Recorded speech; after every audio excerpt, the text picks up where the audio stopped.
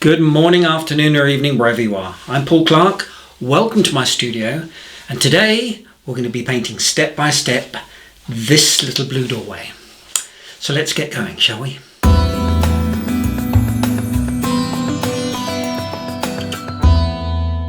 Now this was a painting from a watercolour sketch that I did while on holiday in the Dordogne in France. I was walking along and I looked up this alleyway and I saw this delightful little doorway and I thought, now there's a painting. Sometimes I don't like to take photographic reference because I feel it can control or inhibit what you do back at the studio. So I painted this little scene en plein air and I based my finished painting on that. And sometimes I prefer those loose sketches to my finished painting. But hey, shall we start? This is also one of the projects that I've taken from my book. Materials today, my paper is some 280 gram Fabriano cold press, just two brushes, number 12 and number 8 round. My colours, normal 3 primaries, cobalt blue, alizarin crimson, cadmium yellow, some Payne's grey and a little touch of burnt umber. And that's it. Okay, so here is the pencil sketch which is available to download from my website. What is important here is that you get the arch top nice and symmetrical. A good way to check this is to get a piece of layout paper or tracing paper and draw out 1/2. Flip it over, line up the centre and it should fit exactly. If you only draw 1/2, then you can rub down with your thumb to create the other side. So I'm starting by painting some alizarin crimson flowers. Now I'm painting these first because I want to make sure they go down on bright white paper to guarantee they're as bright as possible. Now I'm mixing a grey from an equal ratio of cobalt blue and alizarin crimson, adding in a touch of cadmium yellow to neutralise it. Now this will be so much nicer than a grey straight from a tube, as the colour will slightly separate as it dries. Okay, in we go with the grey mix, using more and less water to give the different tonal values. Make sure you leave lots of white paper and you keep those washes transparent.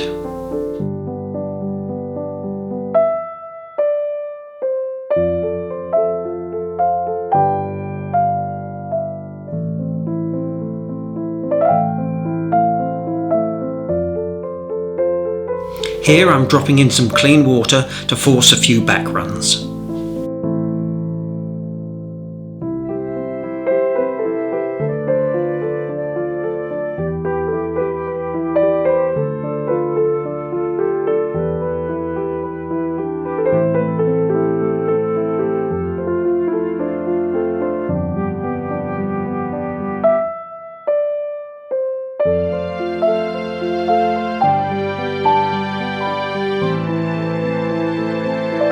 Here you can see the lovely separation of the paint due to the fact that we mixed our grey. So now we need to let that dry. So now's the perfect time for a short break and a lovely glass of Chateau Neuf de Pape. Next I'm going to mix a couple of greens. First a very yellowy mix, about an 80 to 20% ratio.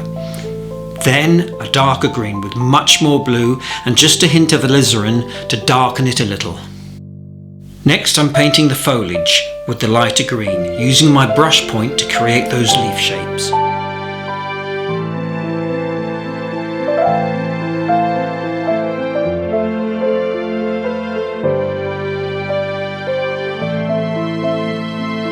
No hanging about here, straight in with a darker green, wet in wet to give some of those nice shadowy tones, especially underneath the flowers.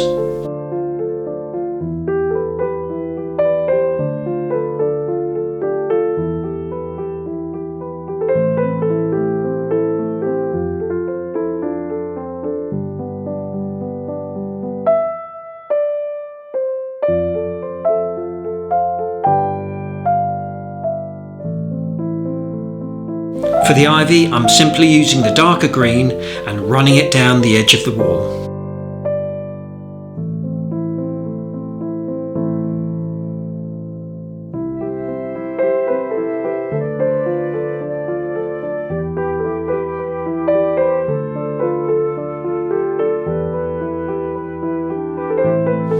Now I'm painting these plants exactly the same way as the leaves above.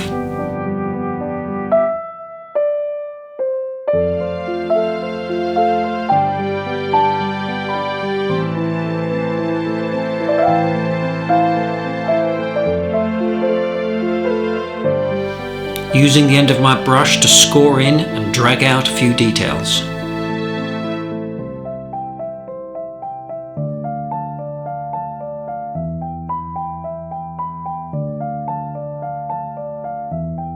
And of course we can't do without a little splattering. I had a clean white shirt on before starting this painting.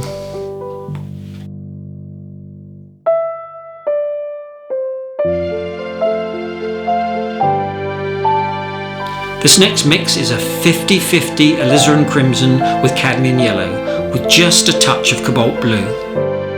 So I'm now using this warm tone to break up the green colours and painting around the spiky plant in front, what we call negative painting. Now the shadow from the tree. While I was sitting there painting this, it was difficult to determine exactly where the main source of light was coming from, as it was bouncing off the walls in all directions. But the sun was top right, so a lovely transparent grey shadow works really well. I'm using here the same grey I used on the original wall. So here I'm simply layering the washes with the grey just to give a little more definition and contrast.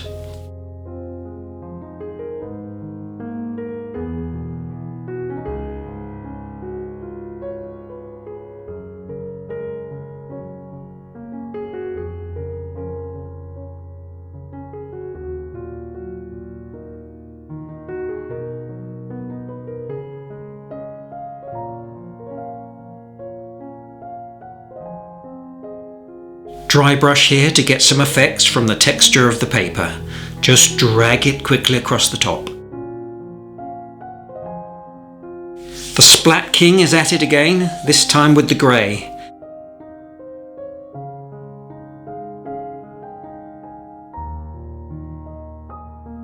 And as always, dab out any areas that you feel are too prominent.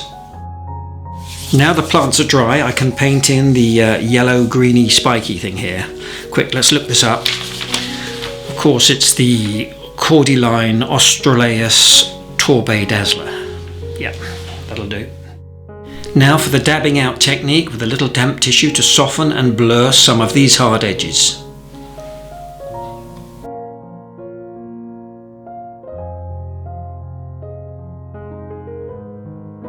For the door, I'm mixing two blues. The first is mainly cobalt blue with just a touch of alizarin crimson. And the second dark blue is about a 50-50 mix of cobalt blue with Payne's grey. Okay, straight in with a nice wet wash of the first blue. Now you have to work really quickly as you don't want this to dry.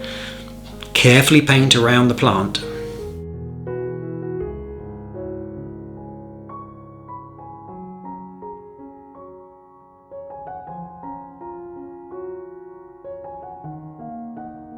Now straight into the wet, the darker mixture along the top and sides, giving you some lovely soft blends.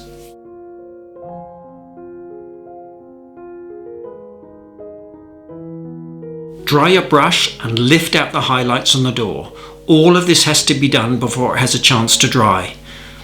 And you may have to go over it a few times if it's just too wet and closes in again.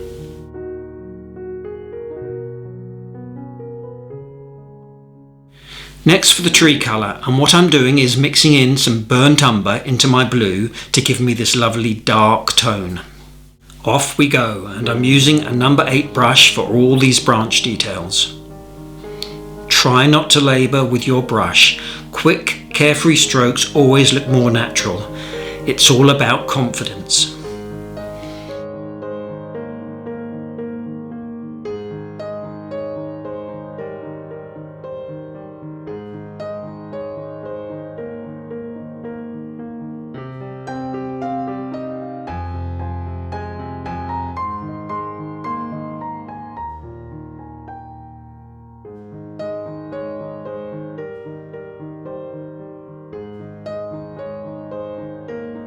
The little handrail here,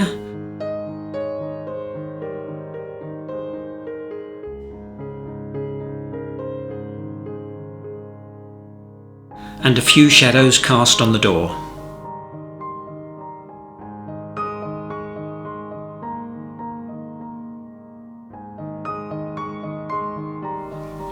A few more details on the stones, but don't overwork it and start trying to outline everything. Less is always more.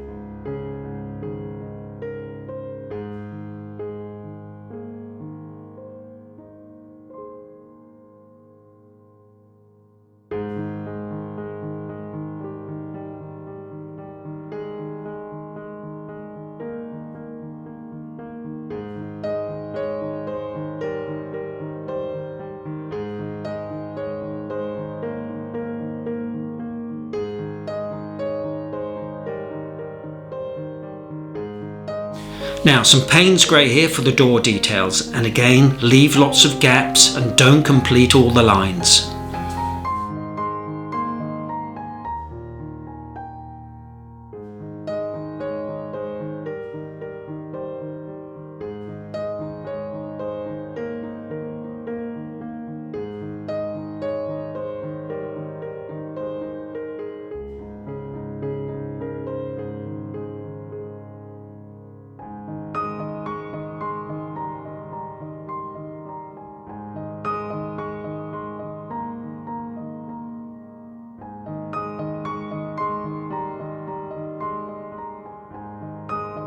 With a white pastel pencil, I'm just adding in a few small highlights in the door.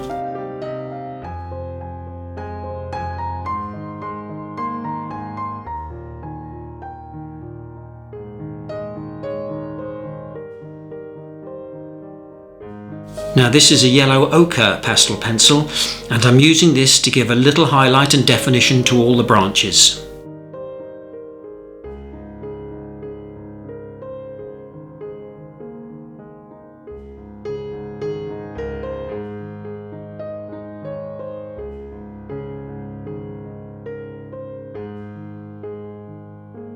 A few more little details on the plants. Now some final touches with some red soft pastel. I'm simply adding in a little bright red, and then with a green, a few extra leaves.